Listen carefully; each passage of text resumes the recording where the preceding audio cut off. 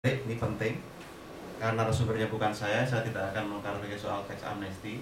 Nanti bisa kita diskusikan. Tentu saya juga punya posisi etis dan subjektivitas, tapi belakangan memang saya lebih suka, dan ini pengaruh dari John Rawls juga saya kira.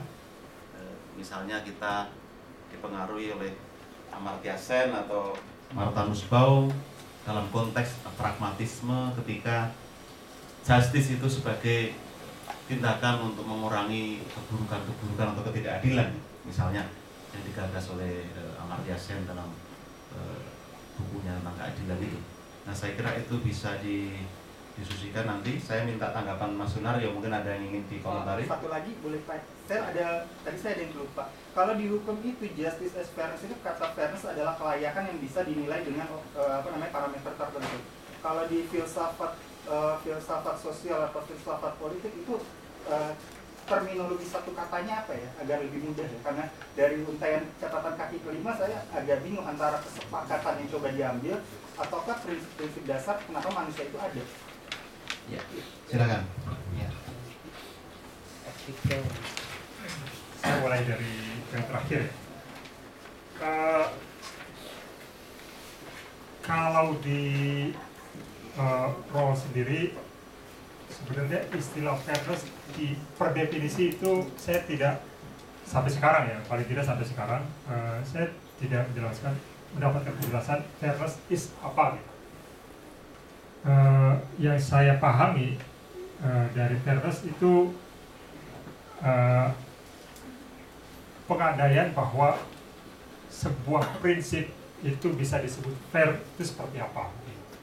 Jadi ya pengandaian seperti tadi, bahwa harus diandaikan bahwa orang itu dalam keadaan posisinya equality, bebas dan setara, dan dia tidak tahu posisi dia akan seperti apa ke depan, maka prinsip-prinsip yang akan dilahirkan dalam kondisi seperti itu kurang lebih menggambarkan prinsip fairness gitu ya. Karena tidak ada kompromi kepentingan di situ gitu. Jadi kalau kita melihat ketika orang merumuskan sesuatu sudah ada kepentingan ya tentu saja dia akan mengamankan kepentingan dia ya. Kalau dia pengusaha sebisa mungkin prinsip atau aturan yang dibuat itu ya menguntungkan dia sebagai pengusaha. Kalau seperti itu dapatkah kalau secara ada namanya teori Jacques Derrida, dia bilang dekonstruksi itu mungkinkah dengan kata-kata yang tadi Mas Sunario katakan itu kesepakatan yang tertunda atau ditunda? Kalau ya yang saya pahami ya, itu tidak dalam arti tertunda sebenarnya, tapi itu terumuskan. Cuma syaratnya hasil rumusan itu mengandaikan kondisi-kondisi yang tadi saya sebut. Jadi saya hanya membandingkan misalnya kalau kita membuat satu rumusan yang di situ sudah kita upayakan untuk menguntungkan kepentingan saya, rasa-rasanya prinsip yang atau rumusan peraturan yang dilahirkan itu nanti kurang fair karena dia akan berupaya untuk sebisa mungkin, meskipun dalam realitas sejarah kita bisa saksikan seperti itu ya, tidak ada orang yang tidak punya kepentingan. Ketika orang merumuskan sesuatu pasti sudah ada kepentingan yang dia bawa. Nah justru itu Rawls mau bilang harus ada semacam pengandaian yang tadi itu, pengandaian mengenai original position, meskipun dia sebut sendiri itu ahistorical. Dalam sejarah itu nggak ada. Itu hanya alat bantu sebenarnya untuk bisa sampai pada prinsip-prinsip tadi. Nah yang kedua, yang mungkin saya memang tidak secara sengaja tampilkan, Rawls dipengaruhi oleh Kant. Ya. Kant ada filsuf besar di Jerman abad ke-19, akhir 18, abad ke-19, namanya Immanuel Kant. Dia seorang filsuf dan salah satu pandangan etikanya disebut sebagai deontologi. Mungkin etika deontologi itu dalam praktik hidup sehari-hari itu etika yang aneh ya. etika yang aneh karena prinsipnya dia adalah etika kewajiban. Jadi gambaran etika kewajiban itu begini. Kalau saya keluar dari gedung ini dan kebetulan ada pengemis di depan, kemudian saya melihat pengemis itu karena pakaian compang-camping, terus bawa anak kecil, sudah tua, itu karena kasihan, kemudian saya memberi. Jadi saya kasihan melihat dia, dan kemudian saya mengeluarkan uang dan memberi kepada dia.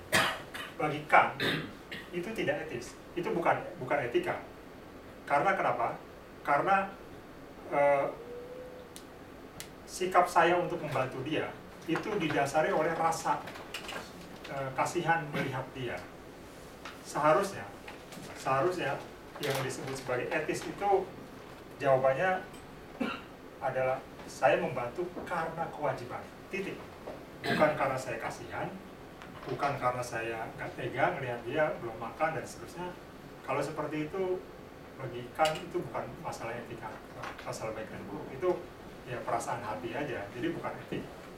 Jadi etika itu saya memberi karena kewajiban. Atau ilustrasi dia yang pernah dia contohkan juga, kalau ada penjual toko dan dia jujur, dia berjualan emas misalnya, dan dia jujur, tapi dia tahu bahwa kalau saya jujur, toko saya akan laku. Karena orang tahu saya jujur, orang akan datang banyak ke saya. Kalau motif dia berjualan emas sebagai penjaga toko, dia bertindak jujur untuk tokonya laku, bagi Kant itu bukan etis. Itu ya dia motifnya untuk memaksimalisasi kepentingan diri dia sebenarnya. Jadi bagi Kant yang disebut etis, jujur itu memang kewajiban. Udah titik, tidak ada embel-embel yang lain. Dan mungkin buat kita dalam realitas hidup sehari-hari itu aneh ya, maksudnya orang itu baik tentu saja ada pamrih ya, baik ke orang lain tentu ada alasan kenapa dia harus berbuat baik. Bagi Kant jawabannya karena kewajiban. Nah, Rawls dipengaruhi salah satunya oleh Kant dalam konteks respon terhadap etika utilitarian. Dalam etika utilitarian itu ada prinsip yang disebut sebagai the greatest good for the greatest number. Jadi yang kita kenal dalam kebijakan pembangunan misalnya, kenapa mohon maaf untuk pendukung Ahok, kalau orang mendukung kebijakan kampung pulau misalnya, tentu saja dengan akal sehat kita bisa mengatakan bahwa dengan menormalisasi kali Ciliwung itu akan membuat manfaat masyarakat Jakarta semakin besar ya, kebanjiran, kerugian finansial dan seterusnya. Tapi mungkin dalam beberapa hal yang perlu direnungkan, meskipun sebenarnya kebijakan sekarang sudah relatif baik ya dibanding di masa lalu. Di masa lalu orang digusur dan tidak dipedulikan setelah digusur mau kemana. Itu bukan urusan saya kalau kata pemerintah dulu. Tapi sekarang sebenarnya sudah relatif baik, digusur dan dikasih rumah susun, rusunawa. Tapi dalam konteks masa lalu itu kita tidak bisa membenarkan satu kebijakan meskipun itu the greatest good for the greatest number, punya manfaat bagi sebanyak orang. Tapi kalau kebijakan itu dilakukan dengan mengorbankan hak meskipun satu orang, itu bagi Kant tidak bisa dibenarkan. Etika utilitarian itu cacat etis dalam konteks itu. Nah, Rawls dengan prinsip keadilannya itu kurang lebih dipengaruhi oleh Kant juga dalam konteks itu tadi. Jadi dalam merumuskan keadilan itu bukan soal the greatest good for the greatest number. Kalau the greatest good for the greatest number mungkin seperti Mas bilang, kalau saya bayar banyak, seharusnya saya dapat benefit banyak dong. Tapi tentu dalam konteks keadilan Rawls justru yang dapat banyak itu yang tidak bayar banyak juga.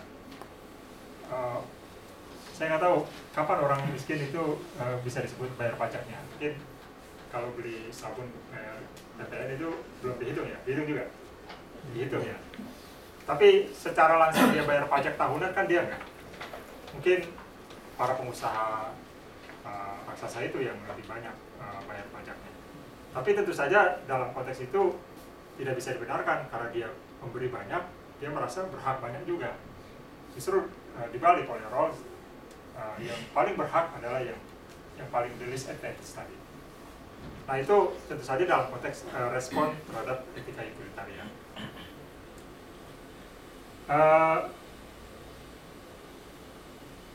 Apalagi tadi ya? Pernyataan sebenarnya kalau pendapat John Rawls itu karena dia penutup, dianggap penutup kami ya di Fakultas Hukum dianggap penutup, artinya there is no option yang lain gitu, nggak ada pilihan yang lain. Pilihannya adalah mengikuti dia atau menentang dia, tapi stuck sampai di situ. In the end sebenarnya satu hal yang tidak terjawab dari pemikiran Rawls karena memang mungkin karena dia memikirkannya sebelum 1971 ada kan kalau konteks pemikiran kan berdasarkan waktu ya, itu adalah tingkat keseimbangan yang belum dicapai oleh dia yang in the end di kita itu sebenarnya adalah sila kelima Pancasila, keadilan sosial. Itu kan yang ingin dicapai kan. Yang kalau dalam filsafat perumus perumus dari kami Fakultas Hukum itu namanya Profesor Notonegoro itu keadilan sosial salah satunya melihat ini. Cuma ini ada beberapa hal yang sifatnya itu tidak terbunyikan gitu. Maksudnya nggak semua orang suka yang abstrak. Jadi ada orang yang suka real. Agak sulit merealkannya. Mungkin kalau tadi antara kiri dan kanan ya dia disebutnya liberal egalitarian ya, jadi dia bukan seorang libertarian. Saya kerap kali mencoba untuk mengklarifikasi kepada orang yang sedikit anti liberal ya. Saya curiga bahwa yang dia pahami sebagai liberal di Indonesia misalnya menuduh wah itu pemikir liberal gitu. Saya merasa yang dia maksud mungkin dalam arti libertarian ya, mungkin ya, karena mencoba untuk meminimalkan negara dan dalam arti itu memang iya libertarian. Karena kalau kita menyebut liberal, apalagi dalam konteks Amerika, itu kan asosiasi sosialis. Jadi kalau kita menyebut liberal Amerika, yaitu wajahnya lebih sosialis, lebih ke kiri-kirian. Orang seperti Rawls ini contohnya. Jadi dia liberal, ya inilah yang disebut sebagai liberal dalam arti Amerika. Jadi ada kesan kalau di kita di Indonesia pemikir liberal pasti anti orang miskin gitu ya dan seterusnya. Justru saya bilang kalau misalnya ditelisik pada pemikiran Rawls itu sebaliknya, dia punya perhatian besar terhadap kelompok yang lemah, termarginalkan. Nah tadi yang disebut sama Mas Pras juga tokoh yang juga penting, Amartya Sen juga sama. Dia seorang pemikir liberal dan tidak diragukan komitmen dia terhadap kebebasan. Tapi dalam konteks kelompok yang mengalami deprivasi kapabilitas itu penting untuk diperhatikan. Ya perlu dilindungi dan perluas kapabilitas. Jadi tentu saja saya selalu bilang kita disebut liberal karena kita membela atau memperjuangkan kebebasan untuk semua orang, equal liberty ya, jadi tanpa kecuali. Tapi dalam konteks perlindungan terhadap kelompok yang lemah itu tentu saja menjadi prioritas, dan itu yang saya sebut sebagai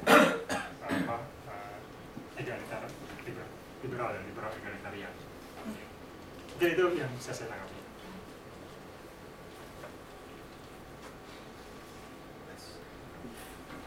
Mic-nya udah lapar juga. Ya ini tadi tanggapan dari saya kira cukup menarik, cuma beri kesempatan yang lain nanti saya persilahkan. Tapi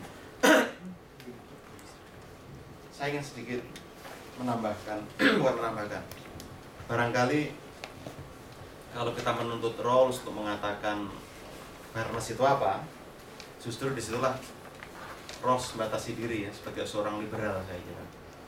Karena seorang liberal yang sama seperti Immanuel Kant,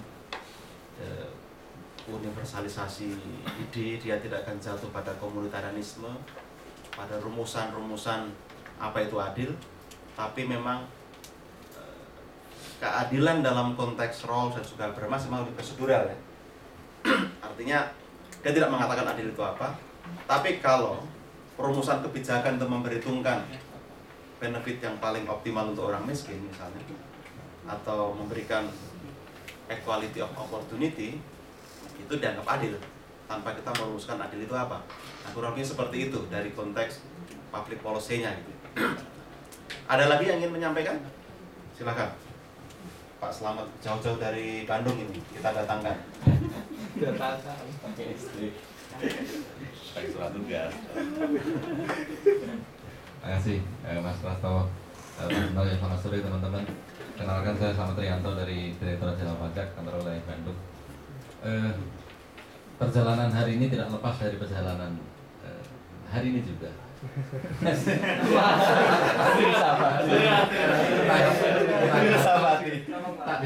Akhirnya terkait pada satu topik. Begini ceritanya. Saya 15 tahun yang lalu sudah memiliki SIM, surat izin mengemudi seri A. Selama 15 tahun pula